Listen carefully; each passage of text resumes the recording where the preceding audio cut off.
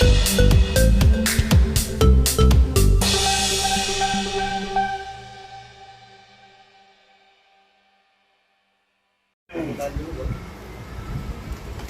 silakan Pak. Kipas angin ganggu nggak? Enggak. Nah, ya silakan Pak. Mungkin ada yang disampaikan di sore hari ini. Ya, bismillahirrahmanirrahim. Assalamualaikum warahmatullahi wabarakatuh. Alhamdulillah, berkat doa dari kawan-kawan yang percaya, yang mencintai jamaah semua, santri-santri Darul Quran dan keluarga besarnya, sampailah di tahapan kasasi. Dan alhamdulillah saya dikabarkan oleh tim pengacara kami dengan izin Allah Subhanahu wa taala menang. Ada penolakan terhadap pengajuan kasus dan alhamdulillah tentu ini sangat kami syukuri. Mudah-mudahan menjadi rahmat buat kami sekeluarga dan di jalan juga dapatnya ridho Allah Subhanahu wa taala dan ampunannya di kesalahan-kesalahan kami yang lain yang memang kita butuh ampunan Allah dengan jalan berbagai ujian. Dan selebihnya terima kasih kepada Dewan Hakim, Majelis Hakim. Insya Allah mudah-mudahan Allah terus menjaga kita semua, amin ya Allah ya Rabbal Alamin. Terima kasih juga kepada kawan-kawan dari tim kuasa hukum, tim pengacara sudah bekerja dengan baik dan pada ikhlas semuanya. Insya Allah menjadi kebaikan juga buat keluarga besar Darul Quran, perjalanan dakwah, perjalanan pesantren, perjalanan kemudian gerakan tahfiz di Indonesia. Itu saja yang bisa saya sampaikan atas nama pribadi dan keluarga. Sekali lagi terima kasih kepercayaannya dan sekaligus ini juga menjadi momentum. Mudah-mudahan saya pribadi bisa menjadi yang jauh lebih baik lagi ke depannya dan jauh lebih manfaat. Saya kalau bagian itunya mempercayakan kepada tim kuasa hukum. Jadi nanti saya kasih nomor saja dengan kuasa hukum kami. Jadi silakan bisa kontak mereka untuk detail soal putusannya. Kita mungkin melalui prosesnya seperti apa ketika dapat? Prosesnya proses normal aja kayak biasa ya. Dari awal kami sudah mempercayakan penuh kepada tim kuasa hukum dan pengacara. Selebihnya saya nggak ada bedanya, dakwah sana dakwah sini, sehari ceramah bisa 3-5 tempat. Kadang-kadang kalau keluar kota seperti baru-baru ini ke Sulawesi Utara, Sumatera Selatan, kemudian Sumatera Utara, ya dakwah bukan cuma dari satu tempat ke tempat lain di satu kota, tapi satu tempat di satu hari bisa 3 kota. Saya konsentrasi di situ aja sambil saya bilang kepada Allah Subhanahu wa taala, ya Allah, tolongin saya, bersihin nama saya, ampunin saya, urusin urusan saya sebaik-baiknya ya Allah. Selebihnya saya nggak akan ngurangin porsi dakwah, masih tetap ngajar di pesantren, masih tetap ngajar lewat online, itu saja. Nah kalau soal persidangan dan lain sebagainya, benar-benar kami serahkan kepada tim kuasa hukum dari mulai pengadilan negeri, banding dan kemudian kasasi.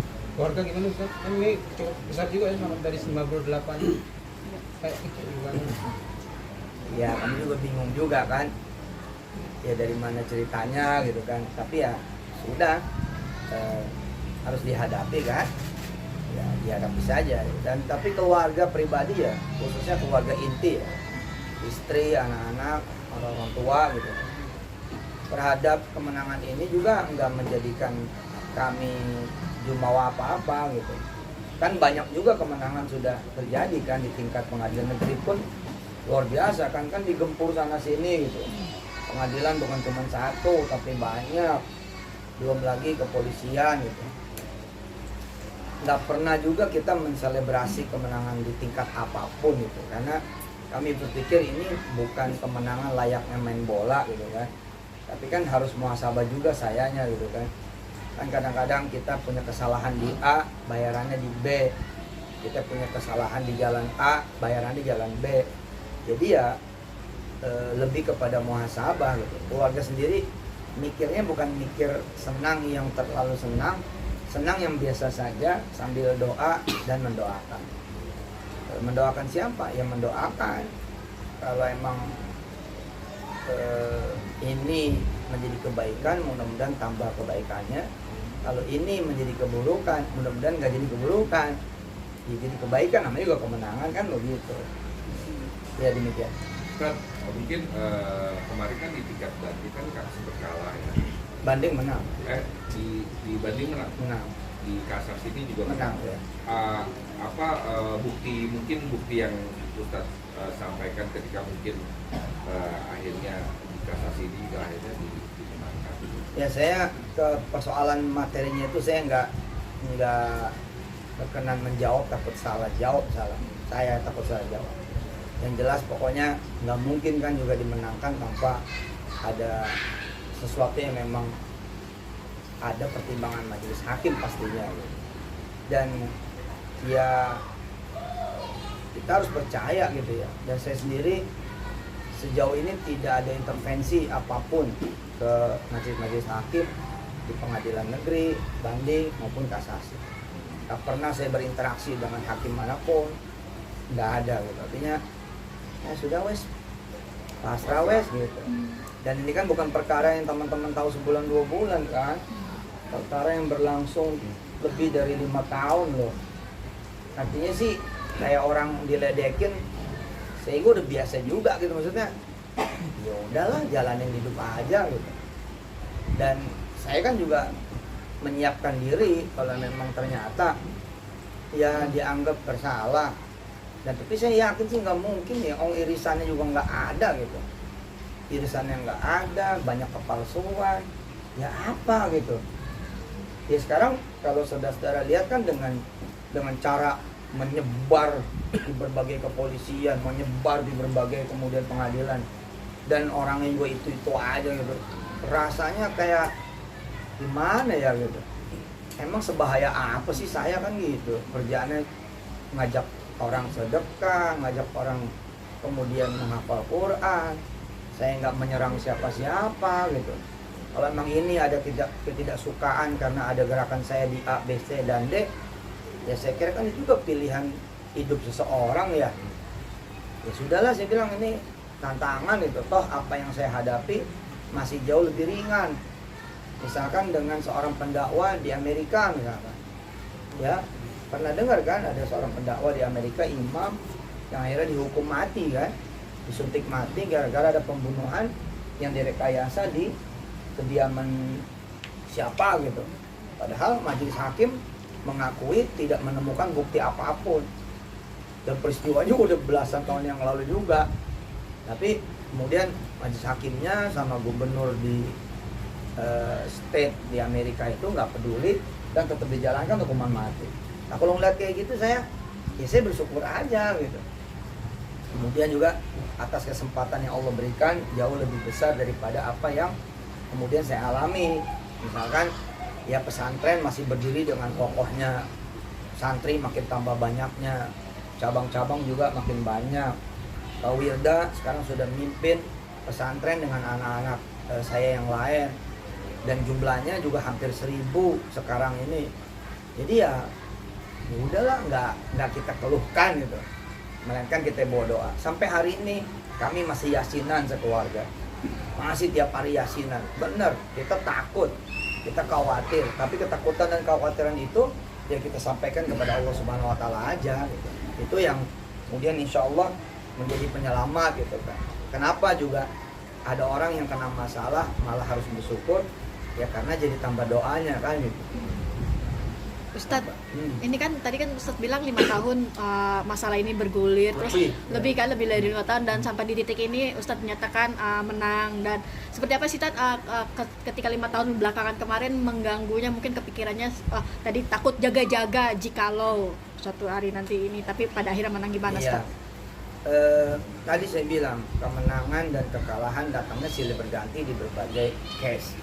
Tapi kan alhamdulillah semua tingkatan hukum di berbagai berbagai tingkatnya gitu ya, mempunyai proses dan prosedur yang memungkinkan kita membela diri, mengajukan pembelaan. Pokoknya saya sudah sampaikan ke pengacara, ke tim kuasa hukum, ini loh begini, saya begini, ini tidak seperti ini, yang ini begini, sudah saya sampaikan gitu. Dan selebihnya bekerja secara normatif saja gitu. Buktinya juga saya sempat kalah di PN Selatan beberapa waktu yang lalu kan, dan kalah lagi di PN Bogor.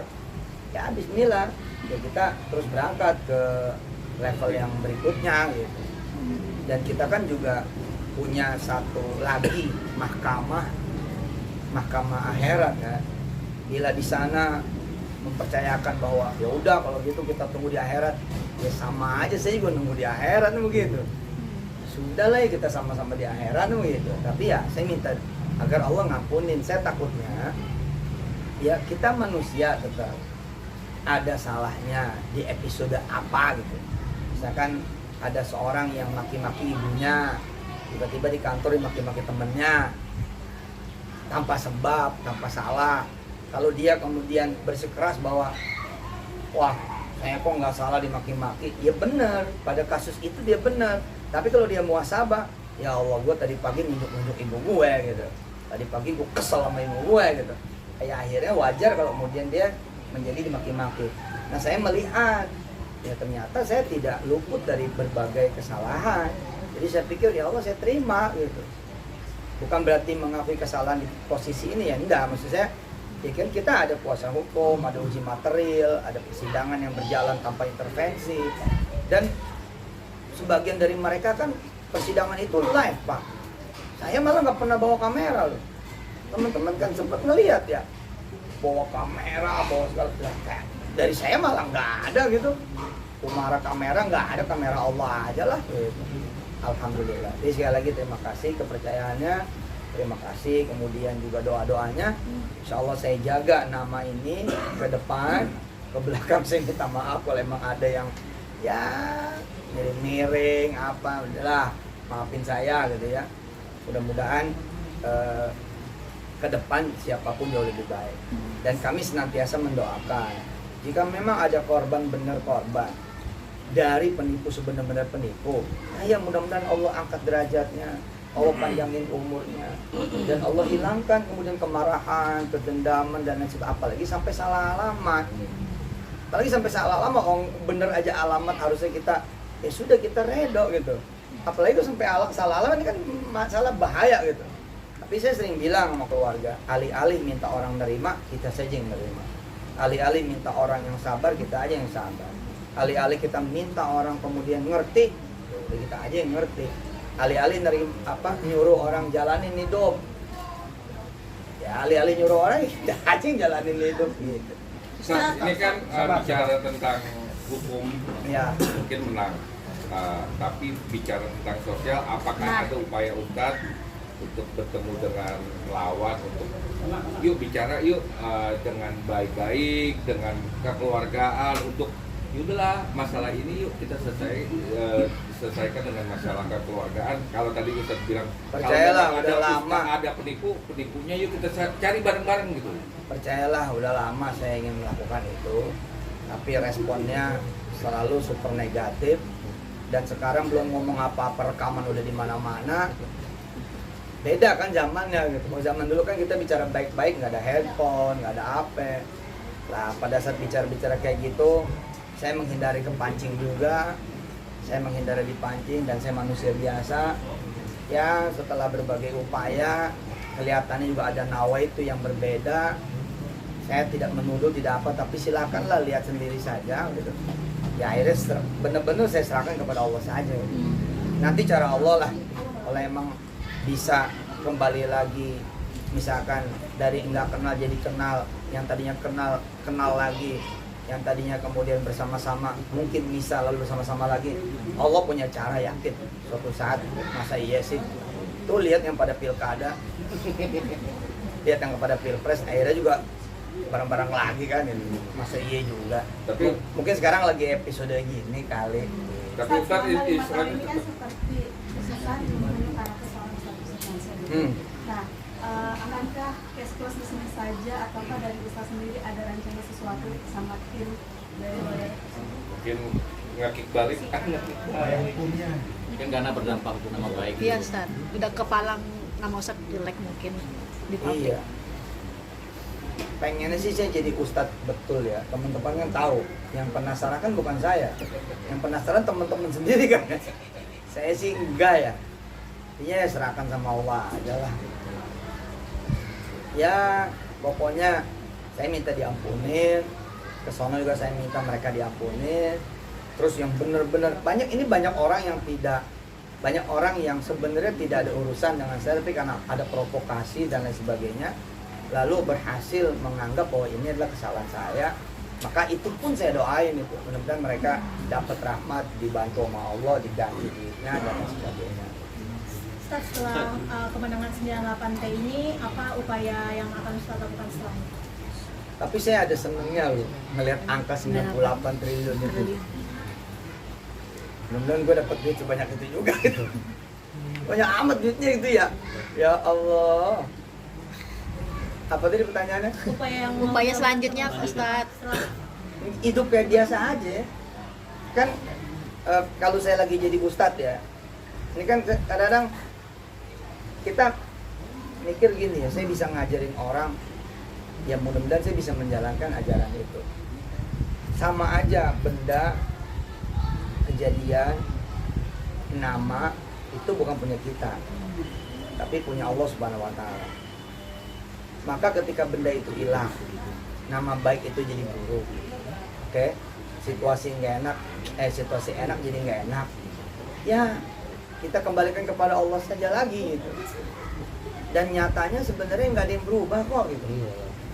Nggak ada yang berubah gitu. Contoh teman-teman aja lah muka-muka lama dari tahun 2006-2007 gitu. Nggak ada yang miring ke saya juga gitu. Oke-oke aja gitu. Sebagian yang baru juga kelihatannya nggak masalah tuh sama saya gitu. Dan saya bilang ceramah masih di mana-mana. Undangan, saya datang pribadi, masih di mana-mana.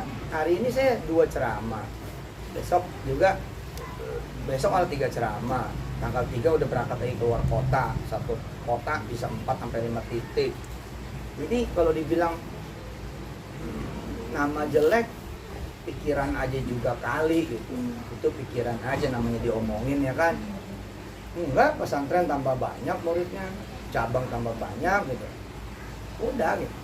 Nah namanya orang salah duga, salah ngomong, ini mau diapain? Kan mulut orang gitu. Yang kita bisa atur kan kuping kita gitu kan. Kupingnya aja diatur. Kalau kupingnya diatur, maka frekuensi yang jelek-jelek nggak nyampe. Lagian kan yang jelek-jelek nggak kenal juga sama kita. Berarti nggak terganggu ya Ustaz dengan omongan netizen apalagi ya? Dulu terganggu. Oh, gitu. Di awal-awal sekali gitu. Tapi kan tuh 2000 berapa ya? 2000 berapa belas, jauh sebelum Covid loh. Jadi kalau dihitung sama Covid ya lebih dari 5 tahun. Berarti sekarang omongan netizen gimana Ustaz? Hmm? Kalau perihal omongan netizen gimana nih Ustaz? Ya nggak kenal kan ya. Berarti nggak ambil pusing. Coba lihat di rumah aja ada 140 anak, izin Allah Subhanahu wa Ta'ala ngaji nggak bayar.